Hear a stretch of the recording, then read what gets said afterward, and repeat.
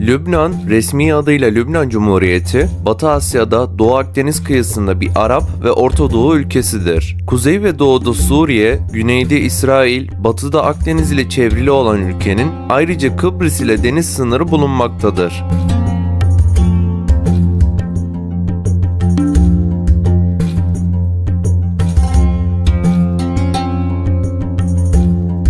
Lübnan, Akdeniz Havzası ile Arap dünyasının kesişiminde yer alması nedeniyle zengin bir tarihe sahiptir ve kendine özgü bir kültürel kimlik geliştirmiştir. Tarihteki Fenike uygarlığının vatanı Lübnan ve kıyılarıdır. Ülke pek çok dine ev sahipliği yapmaktadır. Yüz ölçümü 10.452 km² olan Lübnan, dünyanın en küçük ülkelerinden birisidir. Nüfusu yaklaşık 6 milyon, başkenti Beyrut, ulusal ve resmi dili Arapçadır. Lübnan Arapçası, Fasih Arapçanın yanı sıra kullanılmaktadır. Ayrıca Fransızca da resmi olarak tanınır. Ülkede görülen iklim ise genel olarak Akdeniz iklimi ile ılımandan soğuğa giden iklim ile tasvir edilir. Kışlar ılık ve yağışlı, yazlar ise sıcak ve kuraktır. Dünyanın en eski medeniyetlerinden bazılarına ev sahipliği yapmış olan ülke, tarihi şehir devletleri ile medeniyetin gelişmesine katkı sunmuştur. Tire, Sidon ve Biblos bunlardan birkaçıdır. 1943 yılında bağımsız olan ülke, bağımsızlığından kısa süre önce Fransız manda yönetimiyle yönetilmiştir.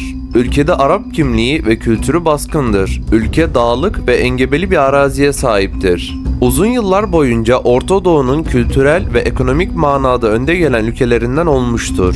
Lübnan siyasi olarak zaman zaman sıkıntılı dönemler geçirmiştir. Hem iç politikada hem de dış politikada kötü günler geçirmiştir. 1975'teki iç savaş ülkeyi politik, ekonomik ve çevre olarak zora sokmuş, 1990'lar ile iyileşme dönemine girdiyse de ülkedeki dış kökenli sorunlar hala devam etmektedir. Bu sorunların en başında da ekonomi gelmektedir. Lübnan'ın ekonomisi serbest ekonomiye dayanır. Hükümet yabancı yatırımcıları yasaklamıyor. Ancak ülke içerisinde keyfi ekonomik kararlar ve yolsuzluk ülkeyi yabancı yatırımlar konusunda güvenli kılmıyor. 1975-1980 yılındaki Lübnan İç Savaşı ülke ekonomisine yıkıcı bir etki yapmıştır. Bir zamanlar Orta Doğu'nun finans ve bankacılık merkezi olan Beyrut zarar görmüştür. Zamanında İran Şahı, Monaco Prensi, Ürdün Kralı Hüseyin ve hatta bir iddiaya göre Usame Bin Laden bile uğradığı 35.000 metrekarelik Casino du Liban gibi kumarhaneleri barındıran Beyrut, bankacılık ve finans alanında faaliyet gösteren zenginlerin uğrak noktasıydı. Lübnan'da kendi ülkelerinde bulamadıkları özgürlüğü buldukları için çoğu zengin milyarderin eğlence ve sefa başkenti konumundaydı. Ancak Suriye Savaşı'nın başlamasıyla beraber ülkede ucuz işçi sorunu ortaya çıkmıştır. Ülkede ayrıca son yıllarda artan banka borçlarından da bahsetmek mümkün. Lübnan'ın en büyük gelir kalemlerinden biri olan turizm, toplam milli hasılanın %10'unu oluşturur. Ancak Suriye Savaşı'nın ve bunun sonucunda olan göçlerin olumsuz etkilerinden dolayı 2011-2016 arasında turist sayısında ciddi düşüşler meydana gelmiştir. Ülkeyi en çok Suudi Arabistan, Ürdün ve Japon vatandaşları ziyaret eder. Lübnan, zengin tarihi birikimiyle de birçok gezilecek mekan barındırır. Giyim kuşamı, yemekleri ve mimarisiyle Doğu Akdeniz kültürünü yansıtır. Beyrut'un merkezinde bulunan Nicmeh Meydanı'nda kendinizi Paris'teymiş gibi hissedersiniz. Bu meydana kesişen caddelerde Arap, Fransız ve Çin restoranları bulunur. Alkol kültürü bu sokaklarda canlıdır. Ermeni-Rum mimarisinin en güzel örneklerini de Beyrut'ta görmek mümkün. Beyrut'ta bulunan Muhammed el-Emin Camii, İstanbul Sultanahmet Camii'nden esinlenerek yapılmıştır. Caminin çevresinde St. George adında Yunan Katolik, Yunan Ortodoks ve Maruni kiliselerini görebilirsiniz. Lübnan'ın nüfusunun çoğunluğu Arap'tır. Arap nüfusu Yunanlılar, Ermeniler, Dürziler ve diğer azınlıklar takip eder. Orta Doğu üzerinde Hristiyan nüfusun diğer ülkelere göre baskın olduğu yerlerdendir. Lübnan Müslüman bir ülkedir demek tek başına yanlış bir ifadedir. Nüfusunun ortalama %40'ını Hristiyanlar oluşturmaktadır. Ancak bu rakam tahmini bir rakamdır. Çünkü son yıllarda Lübnan üzerindeki dini dağılımın bazı siyasi ve göç sebepleri dolayısıyla Müslümanların lehine geçtiği, Hristiyanların toplam nüfus üzerindeki payının azaldığı düşünülmektedir. Beyrut'un batısında yer alan Hamra, diğer toplanma ve etkinlik mekanlarından biridir.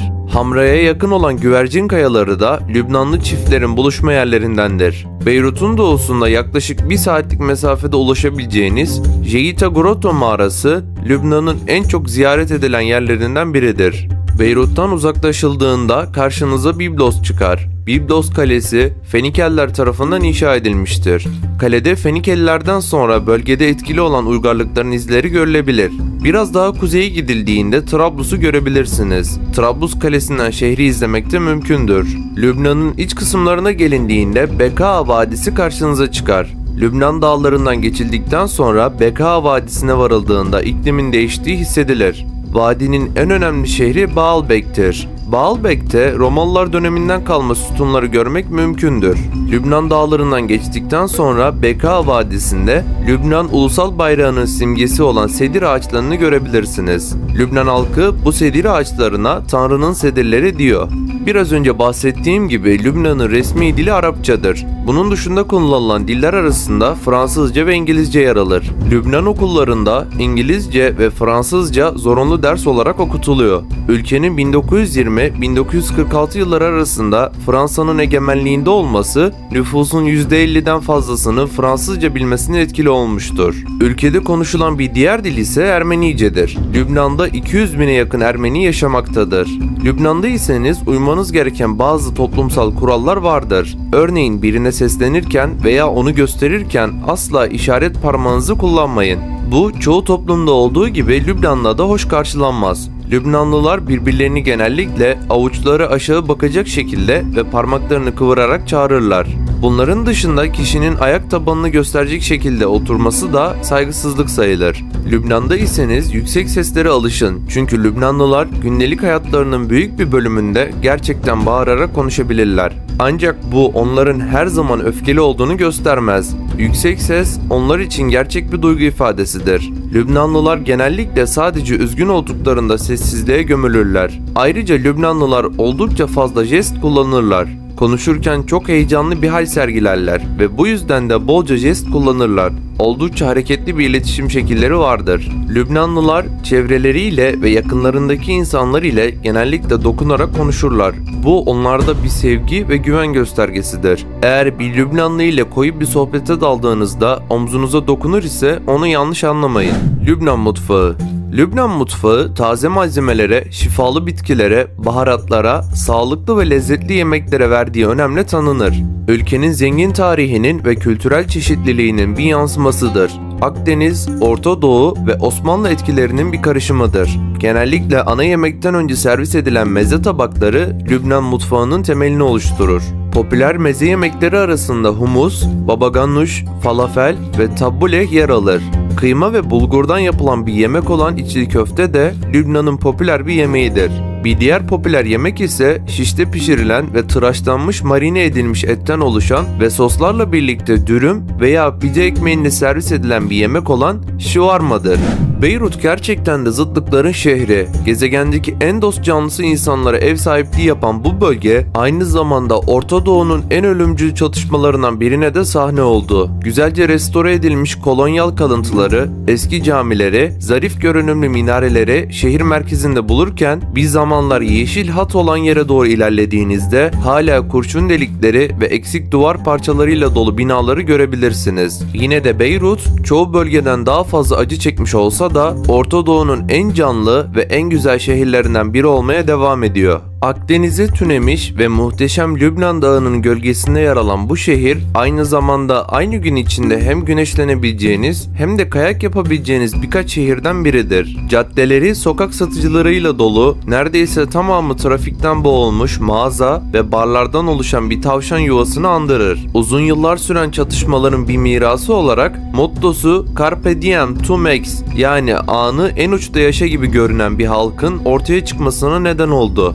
Lübnan, Osmanlı topraklarından ayrıldıktan sonra uzun yıllar Fransız sömürgesi altında kalmıştır. 1941 yılında bağımsızlığını ilan ettikten sonra Orta Doğu'nun finans ve ticaret merkezi haline gelen Lübnan, altın çağını yaşıyor. Daha sonra İsrail'den kaçan Filistinlilerin önemli bir kısmının Lübnan'a göç etmesi, ülkedeki Hristiyan, Müslüman oranının giderek değişmesine neden oldu. Bu değişimin yarattığı gerilim nedeniyle 1975'te iç savaş patlak verdi. Hristiyan Hristiyan-Müslüman savaşına dönüşen bu iç çatışma, İsrail ve Suriye'nin de aralarında bulunduğu çeşitli ülkelerin doğrudan veya dolaylı müdahalelerini içeriyordu. Bu durum 1991 yılına kadar sürdü. Ciddi kayıplara ve ekonomik çöküşe yol açtı. Sonunda barış ilan edilmesine rağmen Suriye ordusu 2005 yılına kadar ülkeden çekilmedi. Ülke tam toparlanma sürecine girerken 2006 yılında güney bölgesi İsrail tarafından yeniden bombalandı. Ayrıca bu şehir 2020 yılında da büyük bir patlamaya tanık oldu. Özetle Lübnan